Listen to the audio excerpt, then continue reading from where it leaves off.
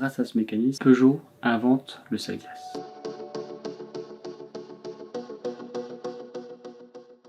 Le zircone, c'est un matériau, une céramique, aussi appelée dioxyde de zirconium. On ne le trouve pas à l'état naturel, c'est une matière qui a été créée par l'homme. On la trouve principalement dans le médical, dans tout ce qui va être prothèse, mais aussi tout ce qui est implant dentaire. Ce matériau, ce qui en fait sa plus grande force, c'est sa grande dureté et sa grande performance.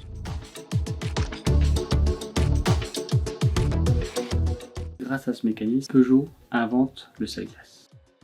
Ce qu'on appelle sel-glace, c'est de réduire au minimum la taille du grain de sel. Pour réduire cette taille de grain de sel au minimum, on a réussi à réaliser du dent contre dent. Dent contre dent, c'est quand les deux parties du mécanisme se touchent l'une contre l'autre afin d'avoir en fait le sel le plus fin possible. Pour réussir ça, nous avons travaillé sur des formes de dents et des inclinaisons afin d'avoir une homogénéité de mouture et un débit convenable tout en ayant ce sel-glace.